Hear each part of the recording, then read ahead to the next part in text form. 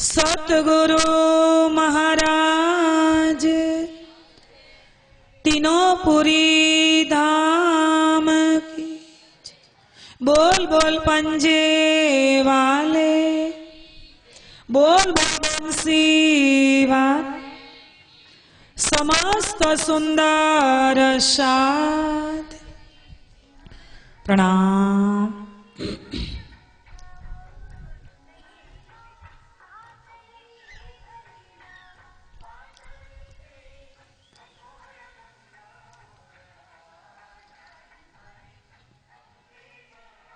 प्रथम लागो दो चरण को, धनिये न छुड़ायो छीन। लाकतली लाल एडिया मेरे जीव के ही जीवन, मेरे जीव के ही जीवन। इन पाँव तले पड़ी रहो, धनी नजर खोलो बातों। पलनवाड़ो निरखु नेत्रे मेरे जीव के ही जीवन, मेरे जीव के ही जीवन। कदमों लाग करो सेज पकड़ के दो पाय, हुक्म करत है माशुक बीच आशिक के दिल। माशुक तुम्हारी आंगना, तुम अंगना के माशु। ए हुक्म इल्मे दृढ़ किया, हजुरुह क्यों ना हो टुकटू, हजुरुह क्यों ना हो टुकटू। प्रीतम मेरे प्राण के आत्म के आधार, सर्व शोभा देने योग्य हो लीला नित्य विहार, लीला नित्य विहार। धर्म प्रेमी सुंदर साथ जी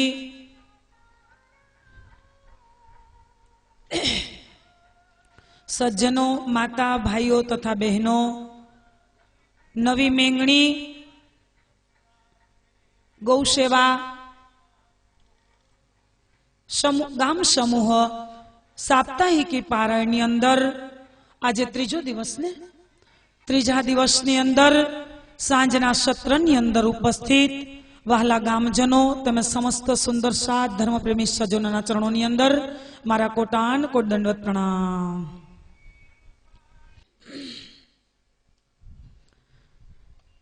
लीला श्री परम धाम की आनंद अखंड अपार है। लीला श्री परम धाम की आनंद अखंड अपार है।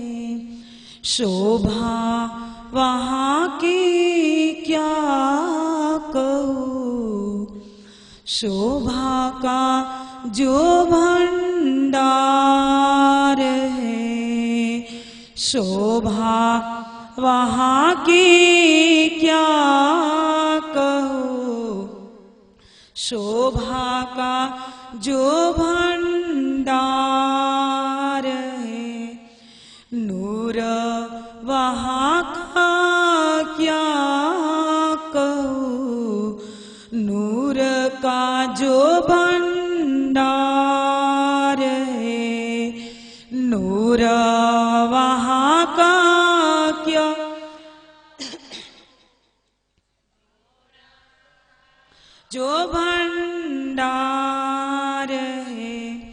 लीला श्री परम धाम की आनंद अखंड अपार है।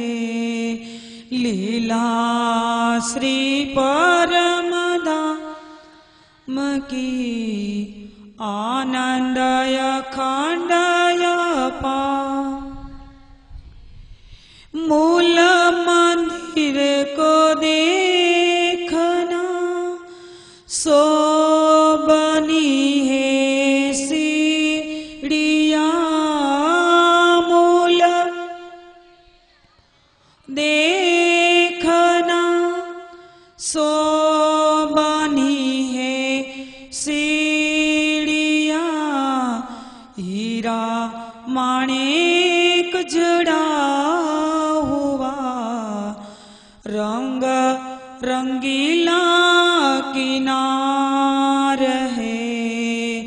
हीरा माणिक जड़ा हुआ रंग रंगीला किवाड़ है।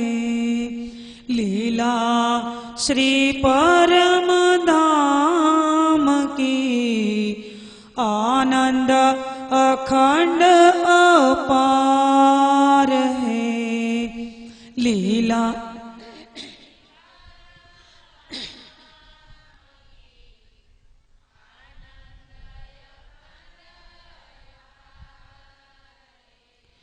पाटी घाट जमुना जी बाग बगीचे क्या बने।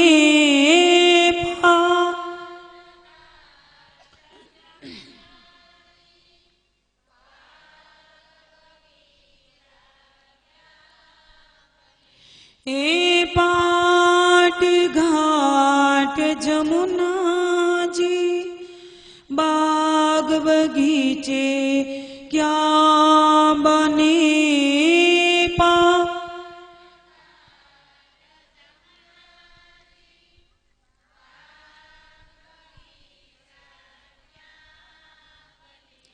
देखो ए फूलों की क्यारियाँ रहती सदा बहार है। देखो ये फूलों की क्यारियाँ रहती सदा बहार। लीला श्री परम धाम की आनंद अखंड अपार है। लीला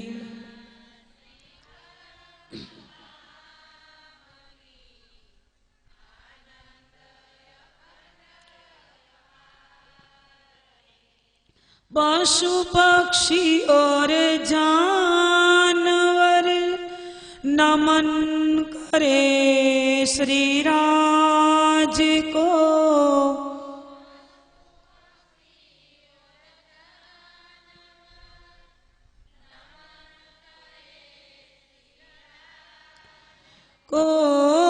पशु पक्षी और जानवर सेजदा करे श्री राज को।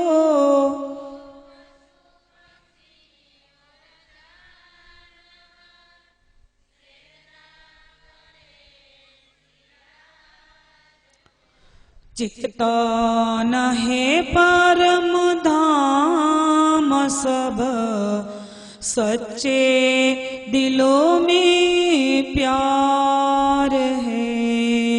चेतन है परम धाम सब सच्चे दिलों में प्यार है।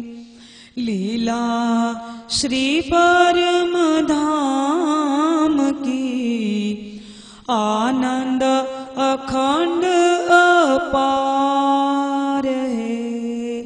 लीला श्री परम धाम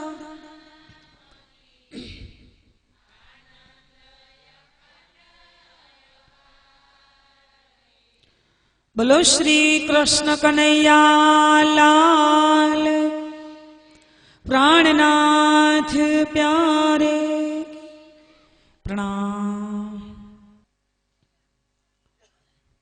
प्राणाधार सुंदर साथ जी आज राज्य की असीम मेहर असीम अनुकंपा आज नवी मेंगणी अंदर हमणां ज आपणे चर्चामां जोयुं के त्रिदिवसीय आज साप्ताहिकी पारण में त्रीजा दिवसनी अंदर रात्रिकालीन चर्चा में आज मूल मिलावा खिलवत बैठकनी अंदर उपस्थित आज भागवतनु श्रवण तो 3 दिवसथी धर्मप्रेमी सज्जनों भक्तजनों आज तमे करी ज रह्या छो। जे भागवत पुराण छे आम जोईए बोलचालनी भाषा में जोईए तो आपणे 18मुं पुराण लईए छीए, पण वेद उपनिषद और दर्शन शास्त्र जયારે एना आधार पर एना प्रमाण पर जोशो तो ए 5मुं पुराण छे, भागवत पुराण छे। अने आपणे घणीवार बोलचालनी भाषा में सांभळता आव्या छीए अने अत्यारे पण सांभळी रह्या छीए के 4 वेद 6 शास्त्र 108 उपनिषद अने 18 पुराण। तो जे 4 वेद 6 शास्त्र अने उपनिषद जे तमामनो सार रूप निचोड़ आपणे जोईए छे के भागवतनी अंदर छे। तो भागवतनी अंदर ए आपणे श्री प्राणनाथजीनी वाणी 5मो जे स्वसंवेद आ दुनियानी अंदर आवવાનો હતો જેમની સાક્ષીઓ पहलेथी धर्मशास्त्र में लखावाई गई थी वेदो उपनिषद और दर्शन शास्त्र अंदर के क्यारे स्वसंवेद आत्मवेद 5मो आवવાનો छे। तो ये प्राणनाथजी नी वाणी आज आवी गई अक्षरातीत पूर्ण ब्रह्म परमात्मा अक्षरातीत नी वाणी जेने 5मो स्वसंवेद कहेवामां आव्यो के स्वयं खुद परमात्मा पोताना आवेश रूप वाणी एक महापुरुषना तन द्वारा जे अवतरित ज्यां 5मो वेद जे तमने तमारी सामे देखाई रह्यो छे तो ए वेदना आधार पर 5मा वेदनी अंदर प्रकाश सिंधु गुजराती अंदर प्रमाण आपवामां आव्युं भागवत सार करीने के एमनी अंदर महामती इंद्रावतीनी आत्म प्राणनाथजी जेनी अंदर विराजमान थई जे आवेश रूपे वाणी कीधी एमने बताव्युं के भाई 4 वेद 6 शास्त्र ने 18 पुराण तमामनो निचोड़ रूप सार भागवतनो 10मो स्कंद छे अने 10मा स्कंदनी अंदर पण 90 अध्याय 90 अध्यायनी अंदरथी 30 व्रजलीलाना अने 5 रासलीलाना। तो 30 व्रजलीलानी अंदर जे बाळलीला बतावी अने 5 रास अध्याय जे 30 थी 35 नी अंदर जे शुकदेव मुनि परीक्षित राजा ने जे श्राप लागेलो के भाई 7 दिवस में तमारू मृत्यु थशे એટલે આ બધી ઘટનાઓની આપણને થોડી થોડી માહિતી તો ખબર જ છે। તો 7 દિવસની અંદર પરીક્ષિત રાજા જ્યારે પોતાની આત્મખોજી બની અને જ્યારે નીકળી ગયા અને જ્યારે એમને શુકદેવ મુનિ મળે છે અને શુકદેવ મુનિ જ્યારે એમને ભાગવતની ચર્ચા સંભળાવે છે तो ए चर्चानी अंदर मात्र ने मात्र 10मो स्कंद जे छे जेमां सुखदेव मुनिए वर्णन कर्युं छे एमांथी जीवनी मुक्ति मळे छे। 10मा स्कंद द्वारा जे 9 स्कंद छे मान्यो के रामा अवतार थयो 9 स्कंद सुधीमां अने त्यारबाद 11मो अने 12मो स्कंद छे जेमनी अंदर लीला बतावी द्वारिका लीला जेमां ओखा अनिरुद्ध पद्युमन जे बे लीला माधवपुरना मांडवे रुक्ष्मणी हरण कृष्ण लीला अने त्यारे जे गोपीओ ब्रजनु नाम ले छे अने जे अनेक जे घटनाओं घटित थई जे 11मो अने 12मो स्कंद छे एमनी अंदर बधी लीलाओ बतावी पण 10मो स्कंद छे ए सुखदेव मुनिए हदनी पार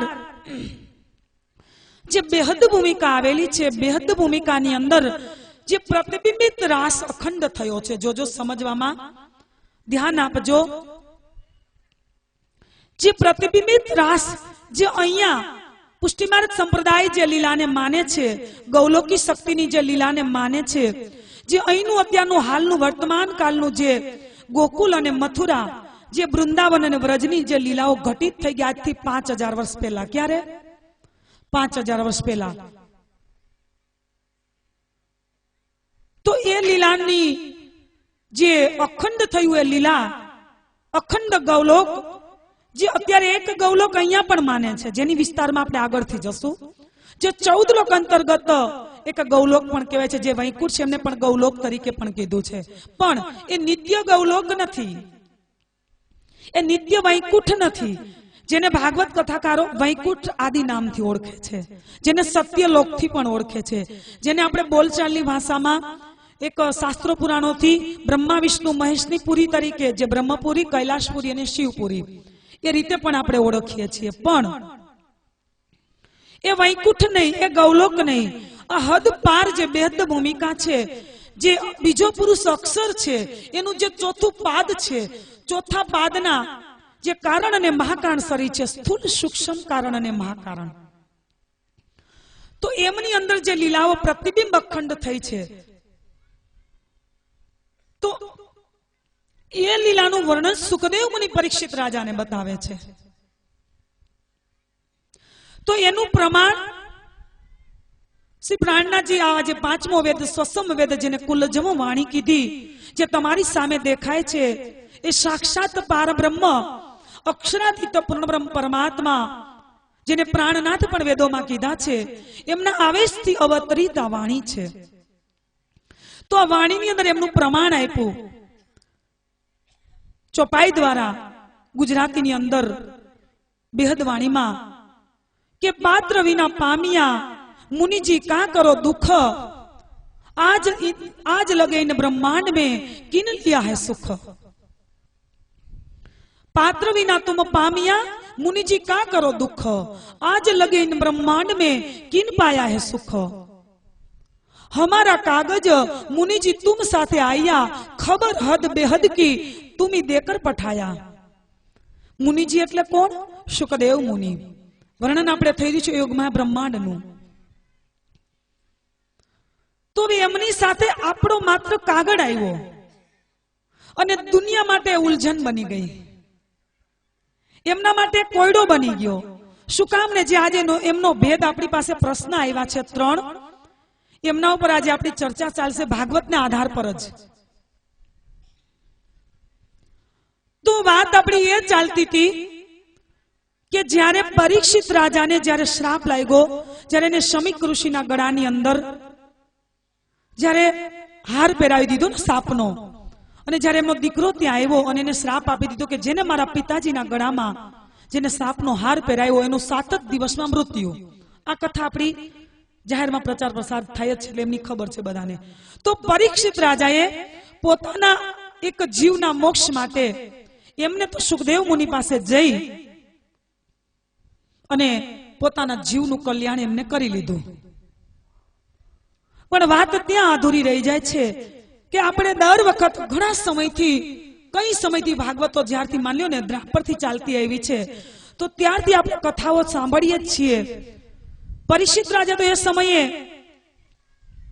એમની પોતાની મુક્તિ કરી લીધી જીવની, પણ જે 7 દિવસમાં પરીક્ષિતે એમના જીવની મુક્તિ કરી, આપણે પણ સોમથી રવિ સુધીમાં જ જવાનું છે. બોલો કૃષ્ણ કનૈયા. આપણા માટે પણ એ જ 7 દિવસ છે. કેટલા? સોમથી રવિ સુધીમાં આપણે પણ જવાનું જ છે. તો જે જીવની મુક્તિ થઈ તો કઈ રીતે થઈ? વાત હવે એ લેવાની છે કે જે ભાગવતના આધાર પર જે પણ કથાકાર, અત્યારે કઈ પણ ફેમસ કથાકારો છે, રમેશભાઈ ઓઝા લ્યો, કિરીટભાઈ લ્યો, ભૂપેન્દ્રભાઈ પંડ્યા લ્યો, કે અત્યારે કઈ લોકો ટીવી પડદા પર આવી રહ્યા છે, કઈ 24 અવતારોની વાત પણ કરે છે. 23મો કલ્કી બુદ્ધ અવતાર અને 24મો કલ્કી અવતાર, એમની વાત કોઈ કરી શકતું નથી. શું કામ ને? કે જ્યારે ભાગવત રચના કરવામાં આવી તો ત્યારે દ્રાપરનો સમય હતો, અને જ્યારે 23મો અવતાર અને 24મો અવતાર એ આવવાના હતા 28માં કલયુગના અંત સમયમાં, અંતિમ ચરણમાં આવવાના હતા. તો દ્રાપરની અંદર સુખદેવ મુનિ જ્યારે વર્ણન કરવા માટે જાય છે, તો જે બેહદ ભૂમિકાનું વર્ણન કર્યું, તો એમની અંદર મહામતીસી પ્રાણનાજી વાણીના આધાર પર પ્રમાણ આપે છે કે 22મો અવતાર કૃષ્ણ અવતાર થયો. તો કૃષ્ણ અવતારની અંદર પણ સુખદેવ મુનિને સંશય રહી ગયો કે જેના 3 ભેદ છે કે કૃષ્ણ કૃષ્ણ તો સબ કોઈ કહે પણ ભેદ ન જાને. જો આજે નિજાનંદ સંપ્રદાય કૃષ્ણ પ્રણામી ધર્મ ઈ પણ એક એના આરાધ્ય ઈષ્ટ તરીકે જે આજે એક તત્વને માને છે, પરમ તત્વને, જેની આવેશ લીલા થઈ અખંડ યોગમાં બ્રહ્માંડની અંદર જે અખંડ છે અત્યારે સબલીકની અંદર, અને એ જ લીલા અહીંયા આવા બ્રહ્માંડમાં કાલમાયામાં થઈ. તો એમની અંદર જે તન હતું કૃષ્ણનું અને વ્રજની લીલા જે 11 વર્ષ અને 52 દિવસની થઈ, ત્યારબાદ રાસમાં ગયા જે કિશોર વયની લીલા થઈ, એ જે અખંડ થઈ એ અખંડ યોગમાં બ્રહ્માંડની અંદર સબલીકમાં થઈ. તો સુંદરસાજી એ સુખદેવ મુનિને ખબર નથી. જો ભેદ ત્યાં છે. શું કામ ને હજી પણ કહું કે 28મા કલયુગની અંદર અંતિમ ચરણની અંદર એ કલ્કી અને બુદ્ધ અવતરવાના હતા. હવે 4 વેદનું જે જ્ઞાન આવ્યું હતું, તો વાણીની અંદર કહી દીધું કે વેદો ની અંદરનું જે મૂળ જ્ઞાન છે, ઉપનિષદોની અંદરનું જે મૂળ જ્ઞાન છે, દર્શન શાસ્ત્રની અંદરનું જે મૂળ જ્ઞાન છે, ચોક્કસ એ પણ જબરાઈલ અક્ષરના જોશ દ્વારા આ દુનિયામાં આવ્યું છે ચોક્કસ, પણ એ પૂર્ણબ્રહ્મ પરમાત્મા જે અક્ષરાતીત છે એના હુકમ દ્વારા, એના આદેશ દ્વારા આવ્યું છે, નહીં કે પૂર્ણબ્રહ્મ પરમાત્માના આવેશથી. એટલા માટે વાણીમાં પ્રમાણ આપ્યું કે એતે ત્રિલોક में हुती जो बुद्ध सुपन सो बुद्ध जी बुद्ध जागृत ले प्रगटे पूरी नवतन. કે જે 28મા દ્રાપણ સુધીમાં જે પણ જ્ઞાન આવ્યું એ કયું હતું? તો કે સ્વપ્ન રૂપ બુદ્ધિનું હતું. સમજવા માટે પ્રયત્ન કરજો. હું એવું નહીં કહેતી કે સપનાની બુદ્ધિ મીન્સ ત્યાં સુધી અહીંયા જાગૃત બુદ્ધિ અને નૂર બુદ્ધિ આ દુનિયામાં સંવંત 1638 સુધી નહોતી આવી. તો પછી જે પણ વેદોનું જ્ઞાન આવ્યું, ઉપનિષદોનું જ્ઞાન આવ્યું, દર્શન શાસ્ત્રનું જ્ઞાન આવ્યું, રામાયણ, મહાભારત, ગીતા, જે પણ આદિ જ્ઞાન આવ્યું એ બધું પૂર્ણબ્રહ્મ પરમાત્માના આદેશ, એમના હુકમથી આવ્યું છે. સ્વયં પૂર્ણબ્રહ્મ પરમાત્માના મુખારવિંદથી એ જ્ઞાન આવ્યું નથી.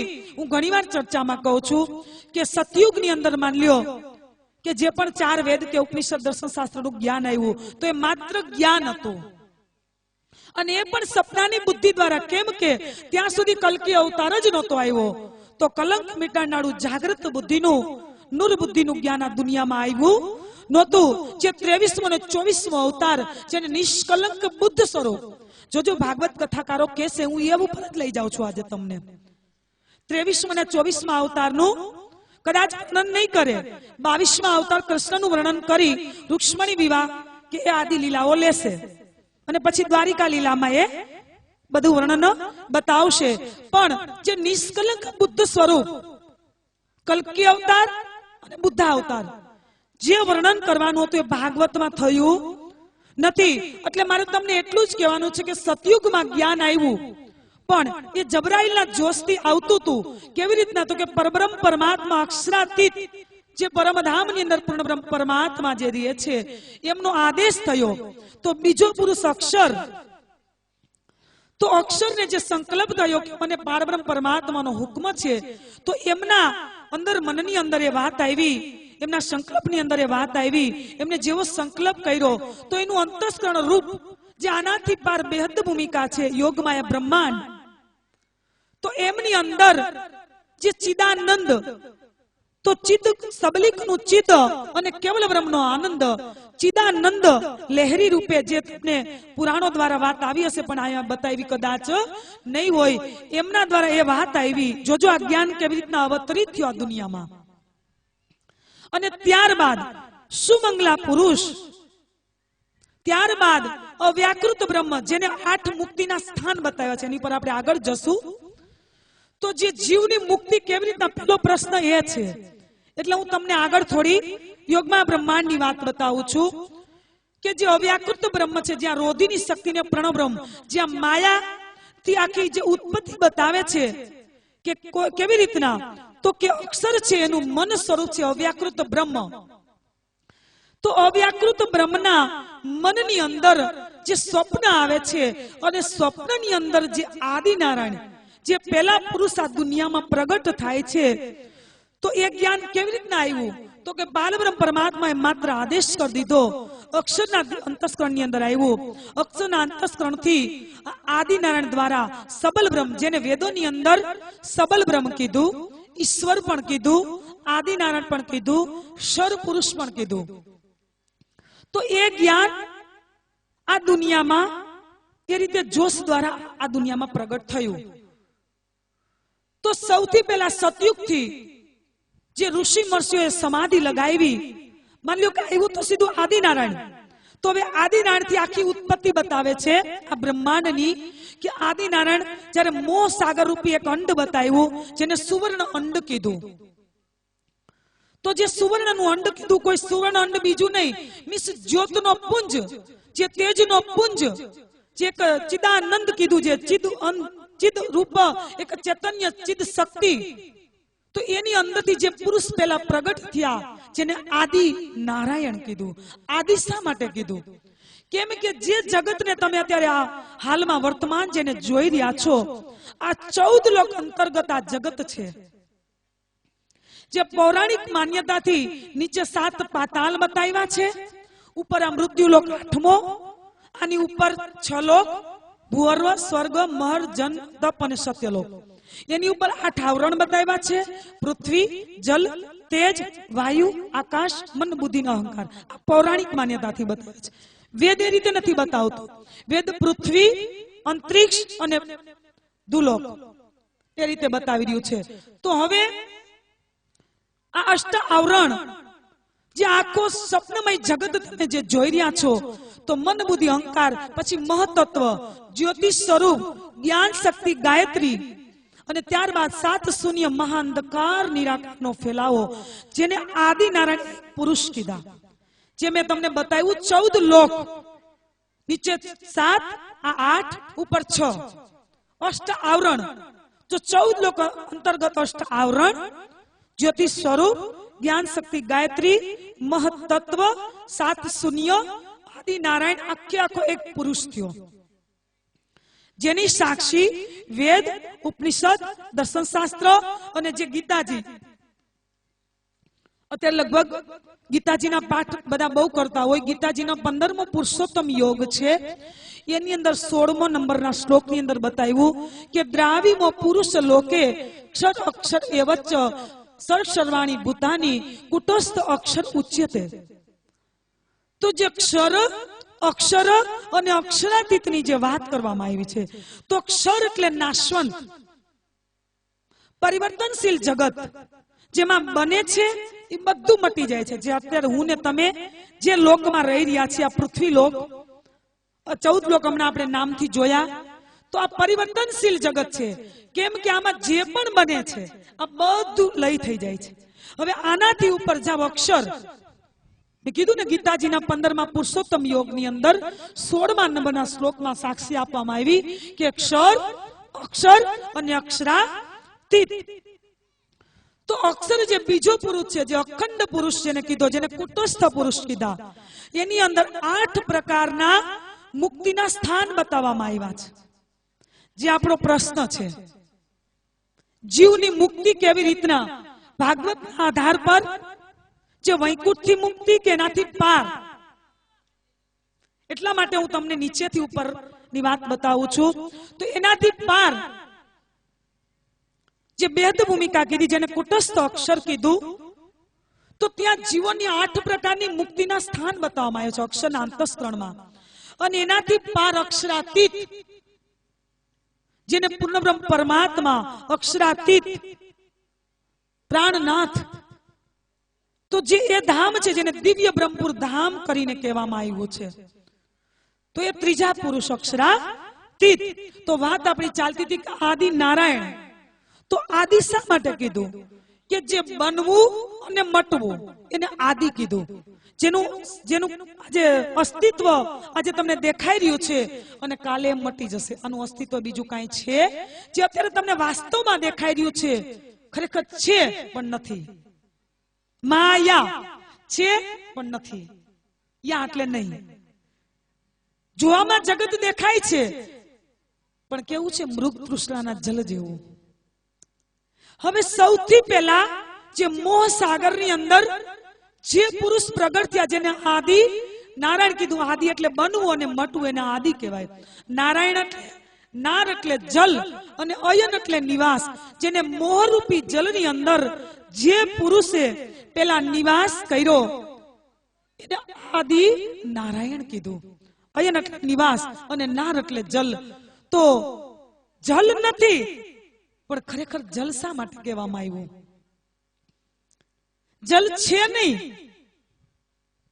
પણ કેવું? મોહરૂપી જલ. તો જે તમને અત્યારે એક માન્ય પૃથ્વી લોક છે, આવા 14 લોક અને અષ્ટાવરણ મેં તમને આખી રચના બતાવી. તો એ 14 લોક અંતર્ગત જે પણ છે એ બધું પરિવર્તનશીલ છે. જે મોહ સાગર ની અંદરથી ઉત્પન્ન થયું અને પેલા પુરુષ થયા આદિ નારાયણ, જેને વેદોમાં સબલ બ્રહ્મ અને ઈશ્વર પણ કહેવામાં આવ્યું. હવે આ પુરુષ પ્રગટ થયા એટલે એને ખબર ન પડી કે મને કોને પ્રગટ કર્યા. મારી ઉપર પણ કોઈ શક્તિ છે એવી એમને ખબર પડી નહીં. પણ એની અંદરથી જે આદેશ કરવા વાળા પારબ્રહ્મ પરમાત્માએ અક્ષરને હુકમ કર્યો તો અક્ષરના પલની અંદર તો આવા કઈ કરોડો બ્રહ્માંડ બને છે અને મટે છે. તો એ હુકમ આદિનાના દિલની અંદર થયો. તો જે પહેલા પુરુષ પ્રગટ થયા મોહના જલની અંદરથી, તો કીધું ને સવર્ણનું ઈંડ. શ્રવણ ઈંડ એટલે હિરણ્ય ગર્ભ પણ એને કહેવામાં આવ્યું કે જ્યોતનું પુંજ, તેજનું પુંજ, જેની અંદરથી એક શક્તિ પ્રગટ થઈ જેને આદિ નારાયણ કીધા. તો એ બોલ્યા એકો હામ બહુશ્યામ. એમને શું કીધું? એકો હામ બહુશ્યામ. હું એકમાંથી અનેક થઈ જાઉં. હું એકમાંથી અનેક થઈ જાઉં. જ્યારે આવું બોલ્યા ત્યારે એક જ મોહ સાગર રૂપી જલમાંથી, જેમ પેલું પાણી નું કઈ બાલદી ભરેલી હોય અનેક બુલબુલા ઉઠે પાણીના, થોડી વારની અંદર અંદર સમાપ્ત થઈ જાય, એવી રીતના મોહ સાગરમાંથી અનંત બ્રહ્માંડોની રચના થઈ ગઈ. જોજો આદિનારાયણ એક છે. આદિનારાયણ એક છે પણ એ મોહરૂપી જલની અંદરથી એક બ્રહ્માંડ જે આપણે દેખી રહ્યા જોઈ રહ્યા છીએ પૃથ્વી લોક, એક લોકને આવા તો 14 લોક અંતર્ગત અનંત બ્રહ્માંડો બન્યા. અને અનંત બ્રહ્માંડોની અંદર અનંત શેષશાહી, અનંત બ્રહ્મા વિષ્ણુ મહેશ, અનંત 33 કોટી દેવી દેવતા, જે પણ સ્થાવર જંગમ, જે પણ 4 ખાંડની યોનિની સૃષ્ટિ રચના થઈ ગઈ. જેનું પ્રમાણ 5મા સસમ વેદની અંદર આપવામાં આવ્યું કે નૈન કે પાવે પલ में इशारत कई कोट ब्रह्मांड उपजत खपत. તો જે બીજા પુરુષ અક્ષર છે જ્યાં બને છે પણ મટતું નથી, અને ત્રીજા પુરુષ અક્ષરાતીત જ્યાં બનતું નથી અને મટતું નથી. અહીંયા બને છે એ બધું લઈ થઈ જાય છે ક્ષરની અંદર. ઉપર અદ્વૈત ભૂમિકા ત્યાં બને છે પણ મટતું, અને સ્વલીલા અદ્વૈત ભૂમિકા જે પરમધામ કહેવામાં આવ્યું, જેને દિવ્ય બ્રહ્મપુર કીધું, ત્યાં બનતું નથી અને કઈ મટતું નથી. આ ભૂમિકા દ્વૈત છે. અહીંયા 2 ભાવ છે. આનાથી ઉપર અખંડ યોગ માયા અદ્વૈત છે અને એનાથી પાર પરમધામ છે એ સ્વલીલા અદ્વૈત છે. એ કયું છે?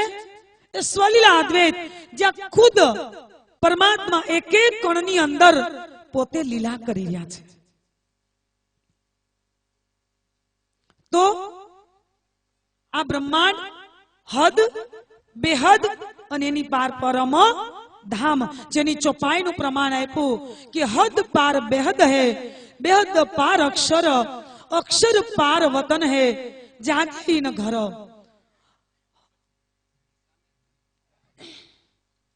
તો વાત ચાલતી હતી આપણી હદ, બેહદ અને પરમ ધામ.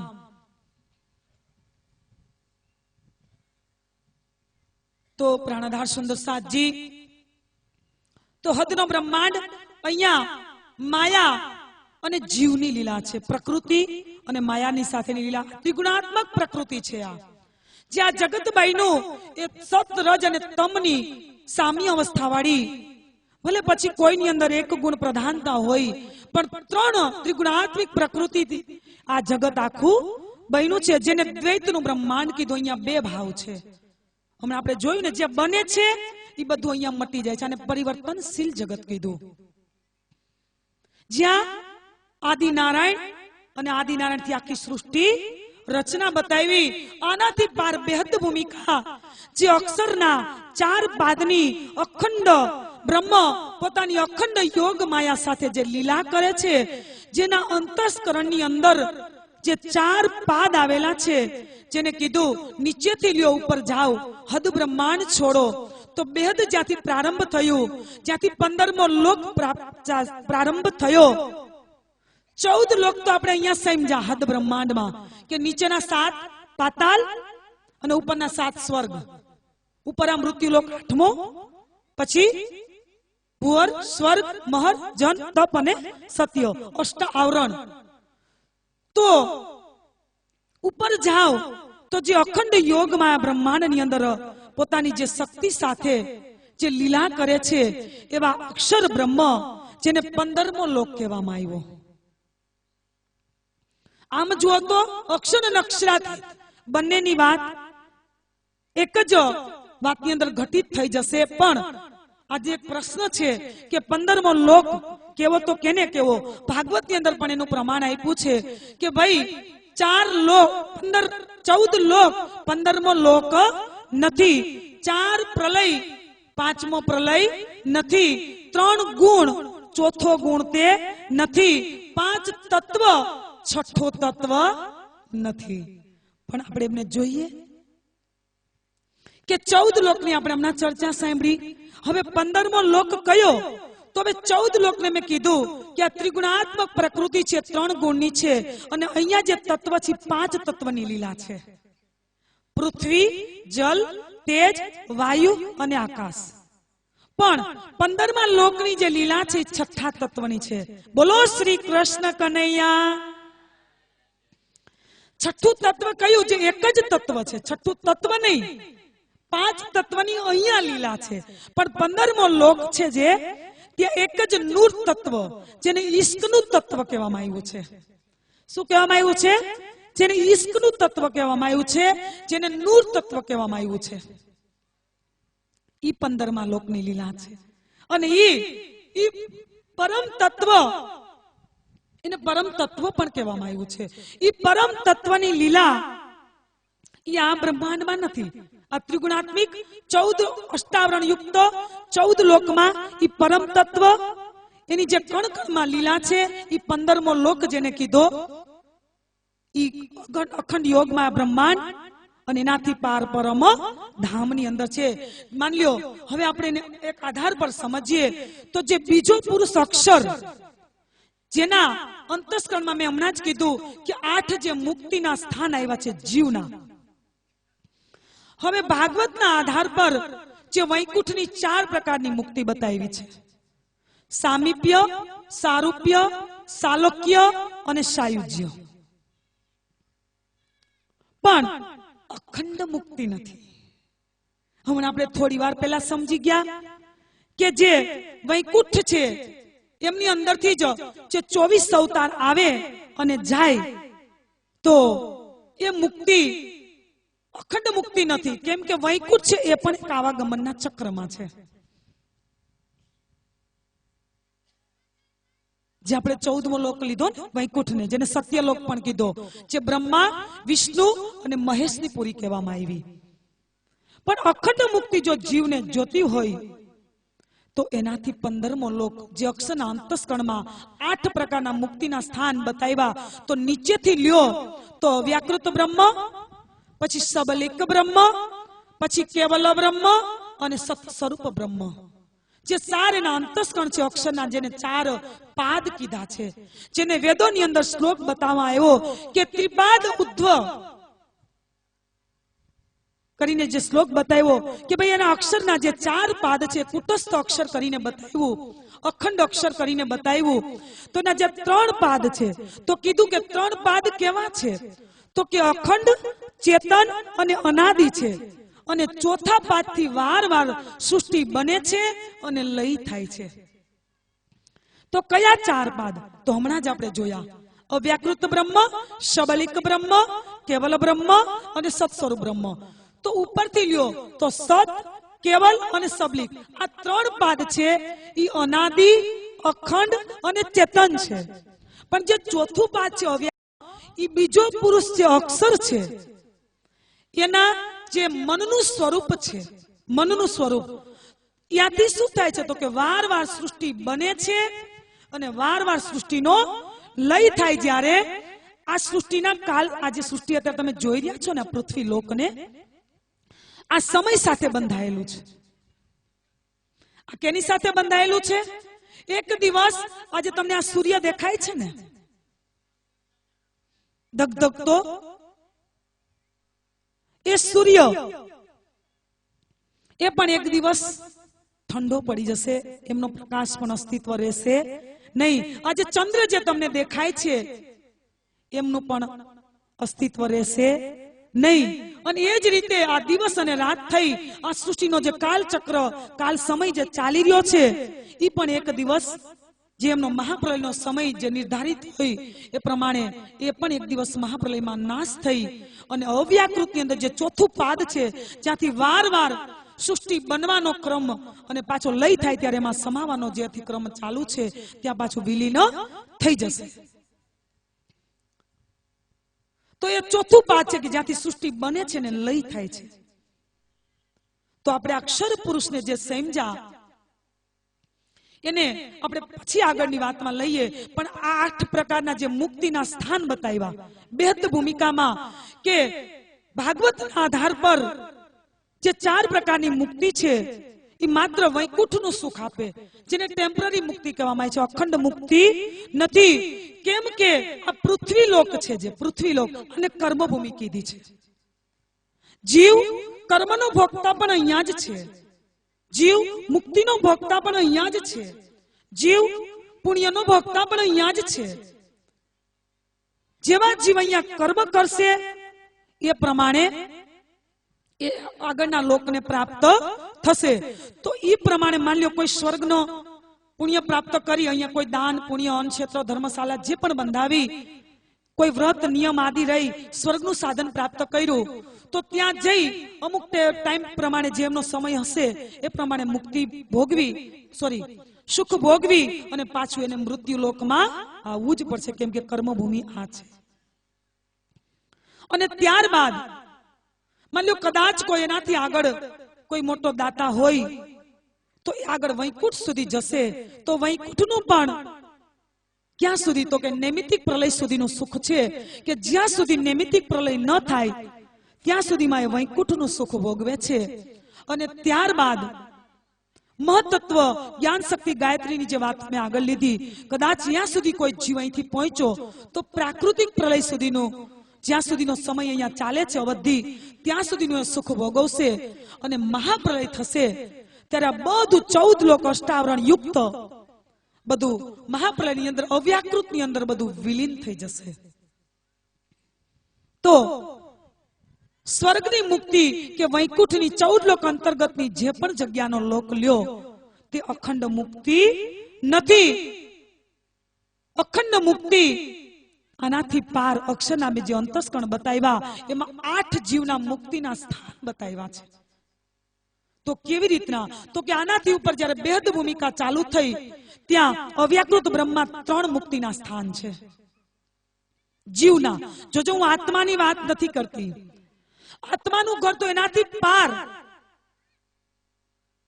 જે પરમધામ જેને કીધું, દિવ્ય બ્રહ્મપુર ધામ કીધું, જે આત્માઓનું નિજ ઘર છે, જેના મૂળ તન પરમધામની અંદર દિવ્ય મૂળ મિલાવાની અંદર બિરાજમાન છે.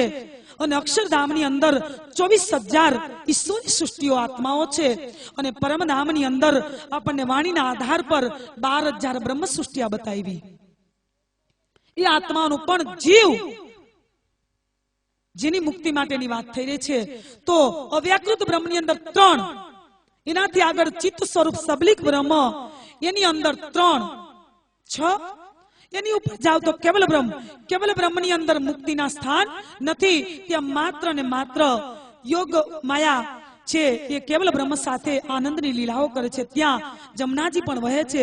જેવું પરમધામની અંદરનું સુખ છે એનું પ્રતિબિંબ રૂપ સુખ કેવલ બ્રહ્મની અંદર પ્રાપ્ત થાય છે.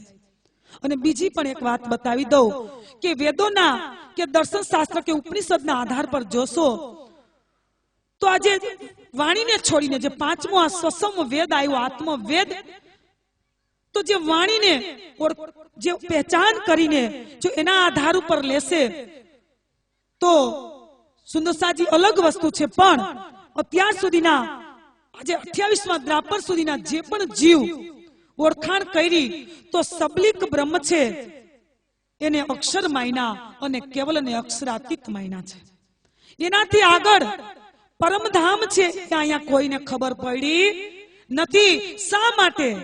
મેં હમણાં થોડી વાર પહેલા જ કીધું કે આ 5મો વેદ એ 28મા કલયુગમાં આવવાનો હતો, તો એની પહેલા કોઈને ખબર પડી નહીં કે 8 મુક્તિના સ્થાન છે અને એનાથી પાર અક્ષર છે અને અક્ષરથી પાર પણ અક્ષરાતીત છે. આપણે બોલી છે ને, હદ પાર બેહદ, બેહદ પાર અક્ષર, અક્ષર પાર વતન, જાગીએ ઈ ન ઘર.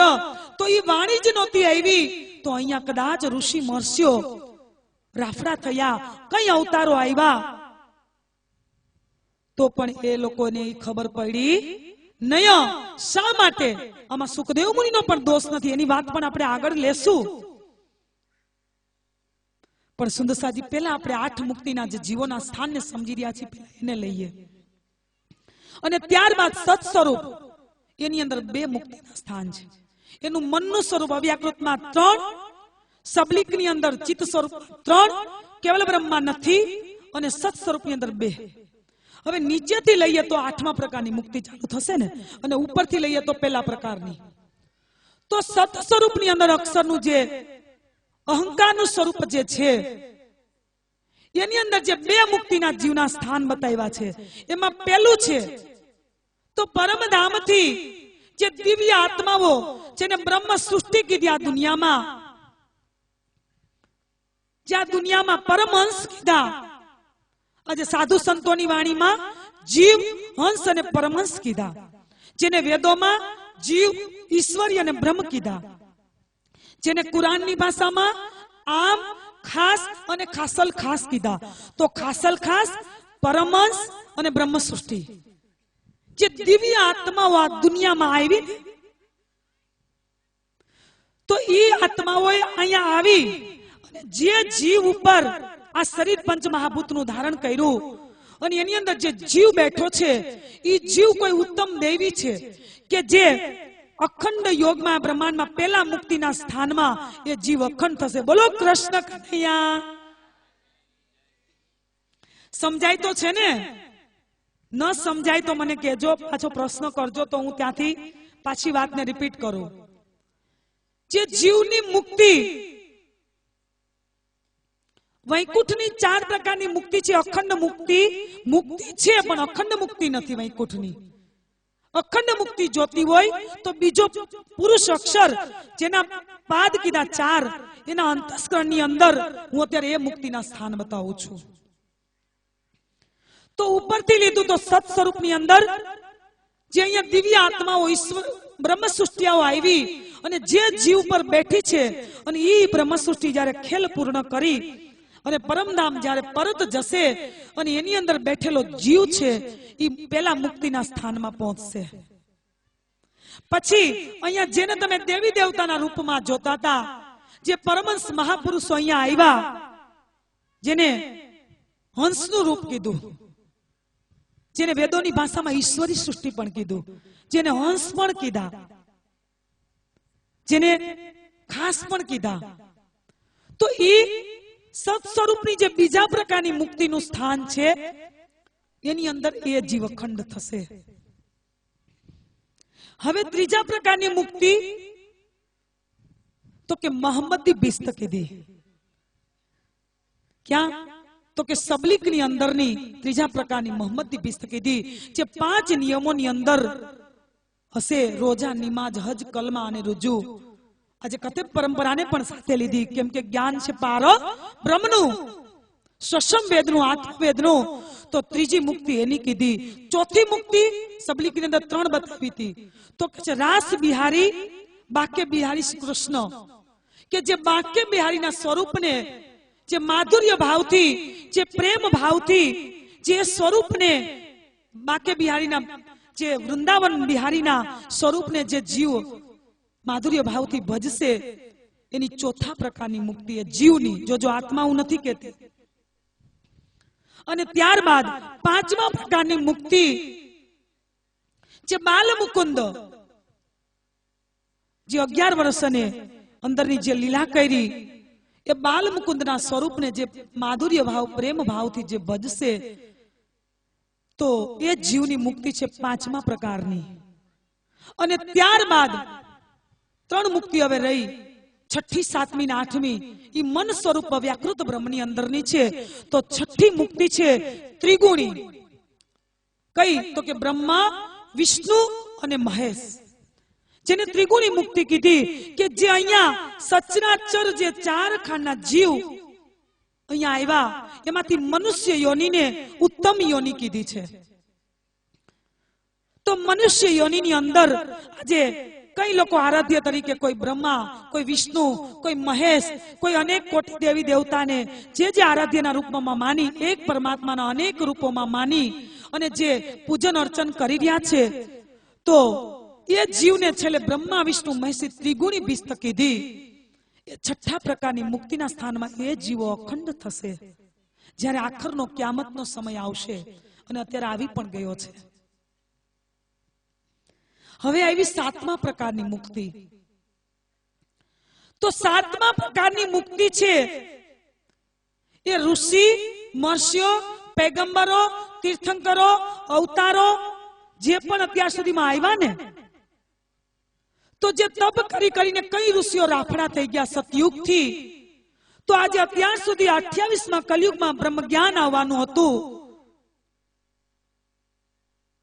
તો જેમની રાહ જોઈ રહ્યા હતા, તો આજે અત્યાર સુધી તપ કરતા હતા, જેનું પ્રમાણ આજે મહામતી પ્રાણનાજી આ 5મા વેદની અંદર આપ્યું કે યા વાણી કે કારણે કોઈ દેહ દમે, યા વાણી કે કારણે કોઈ તપસન કરે, યા વાણી કે કારણે કોઈ પંચાગ્નિમાં તપે, યા વાણી કે કારણે, યા વાણી કે કારણે કોઈ ભૈરવ જાપ ખાય પર્વત પરથી, યા વાણી કે કારણે કોઈ તિલ તિલ દેહ કપાવે. કી વાણી? આ વાણી 5મો, જેને આત્મવેદ, સ્વસમ વેદ, કે આમાં આત્માથી પરમાત્માના ચરણ સુધી કેવી રીતના પહોંચાય, એનું તમામ, એનું ધામ, સ્વરૂપ, લીલા, તમામ વર્ણનાની અંદર એને આત્મવેદ, સ્વસમ વેદ કહેવામાં આવ્યો. તો આજે 3 યુગથી, અને એ પણ કેટલી વખત વ્યતીત થઈ ગયા, એને આપણે હવે આગળ જોશું. જે રાહ જોતા હતા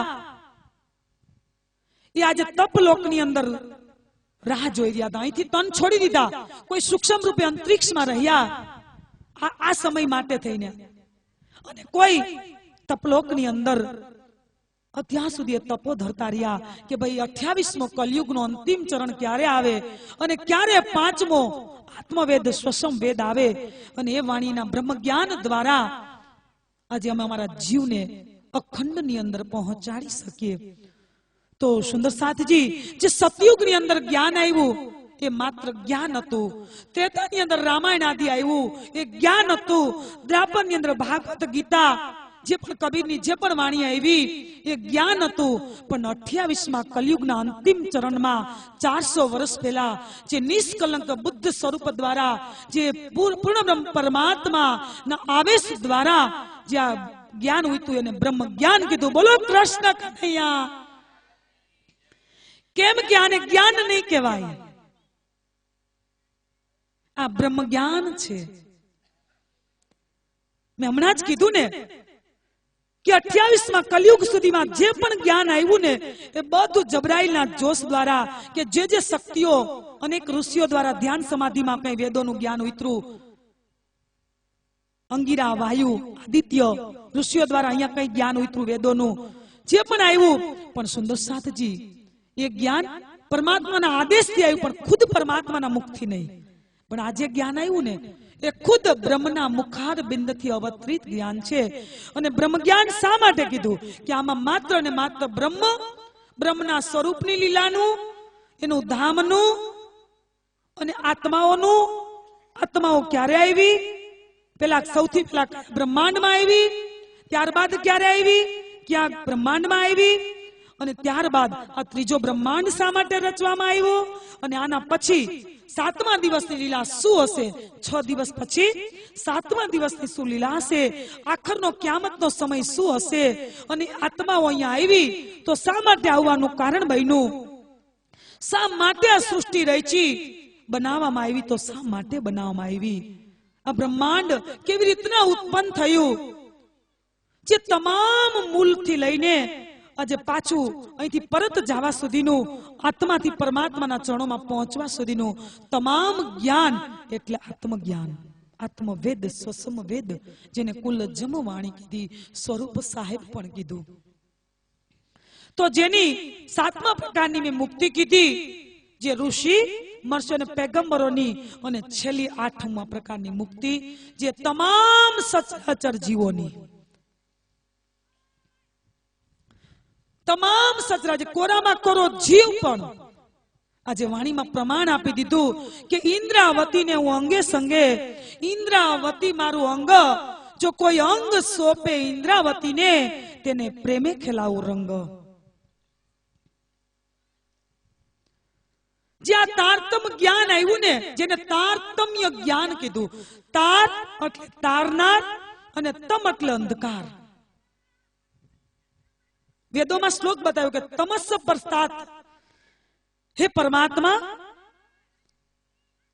આપણે બોલતા પ્રેયરમાં, અસ્તોમાં સદગમ્ય, મૃત્યુમાં અમૃત ગમ્યો, તમસોમાં જ્યોતિર્ગમ્ય. તમસોમાં પરસ્તાત મીન્સ મને આ તમસથી પાર, અંધકારથી પાર, હે પરમાત્મા મને લઈ જા. જે ગાયત્રી છંદમાં પણ બતાવ્યું કે ભૂ ભુવસ્વ તત્સવિતુર્વરેણ્યમ ભર્ગો દેવસ્ય ધીમહિ ધિયો યો નઃ પ્રચોદયાત. ભૂ એટલે પૃથ્વી, ભૂ એટલે જે સ્વર્ગથી 14 લોક અંતર્ગત, અને સ્વ એટલે અખંડમય આનંદમય ભૂમિકા, અને એનાથી પાર, હે પરમાત્મા મને આમ મૃત્યુથી પાર, ભવસાગરથી પાર લઈ જા. ક્યાં? તો કે અમૃતત્વ તરફ. અને ત્યારબાદ કીધું કે ભાઈ મને આ અંધકારથી પાર જ્યોતિ તરફ એવા પરમાત્માના સ્વરૂપના ચરણ તરફ લઈ જા. અને ત્યારબાદ કીધું કે અસ્તોમાં સદગમ્ય, અસત્ય, અસત જડ અને દુઃખમય જગતથી મને સત, ચિદ અને આનંદમય ધામની અંદર લઈ જા. એ ગાયત્રી શ્લોક દ્વારા પણ બતાવ્યું. ગાયત્રીમાં પણ એક બીજી પણ વાત બતાવી કે 3 વસ્તુમાં વૈદિક માન્યતાથી બતાવ્યું કે પૃથ્વી, અંતરિક્ષ અને ધુલોક. પૃથ્વી એની અંદર નીચેના 7 પાતાલ પણ પૃથ્વીની અંદર આવી ગયા, જેને સ્થૂલ પદાર્થ કીધા. એનાથી અંતરિક્ષમાં ભુવરલોક સહિત અંતરિક્ષ, જે સૂક્ષ્મ રૂપે 7 સ્વર્ગને બતાવ્યા. અને ધુલોક એટલે જે 14 લોકથી પાર, હે પરમાત્મા મને એવા આનંદમય, એવા પ્રેમમય ધામની અંદર લઈ જા. આ ગાયત્રીના છંદમાં પણ બતાવ્યું. હવે 8મા પ્રકારની મુક્તિ કઈ કીધી? તમામ કોરામાં કોરા જીવની પણ, કે ભાઈ હું અહીંયા આવ્યો, બારબ્રહ્મ પરમાત્મા બતાવી રહ્યા છે વાણીની અંદર કે આવેશ રૂપે આ જ્ઞાન ઉતર્યું ને, તો આ જ્ઞાનના ચરણોની અંદર જે પણ આવશે એ તો આવ્યા, પણ કદાચ કોઈ નહીં આવે ને તો પણ આખરમાં જ્યારે આનો મહાપ્રલય થશે આ સૃષ્ટિનો, ત્યારે હવે તમામ જીવને હું અખંડની અંદર લઈ જઈશ. હવે કોઈ પણ ને આવા ગમનના ચક્કર રહેશે નહીં. બોલો કૃષ્ણ કનૈયા. સુંદર સાચી પારબ્રહ્મ પૂર્ણબ્રહ્મ પરમાત્માનો 5મો સ્વસંવેદ એને કહેવાય કે જ્યારે આપણી રોંઢાની ચર્ચામાં હમણાં કહેતી હતી કે આ એક જ માસ્ટર કી થી તમામ તાળા ખુલી જાય. બાઇબલ તો આનાથી ખુલે. સુંદરસાજી દાઉદ પેગંબરનું જંબૂર તો પણ આનાથી ખુલે. ઈસાનું બાઇબલ તો પણ આનાથી ખુલે. સુંદરસાજી તોરેત તો પણ આનાથી ખુલે. અંજીલ રાસ્તો પણ આનાથી ખુલે. કુરાન તો પણ આનાથી ખુલે. એટલું જ નહીં, વેદ, ઉપનિષદ, દર્શન શાસ્ત્ર, પુરાણ તમામની ચાવી એટલે તો એને કુલજમ કીધું. મહાભારત, ભાગવત, ગીતા, રામાયણ જે તમામ શાસ્ત્રો જ્યારે એક જ ચાવીથી ખુલે ને ત્યારે એનો આત્મવેદ માની શકાય, ત્યારે એને સ્વસંવેદ માની શકાય.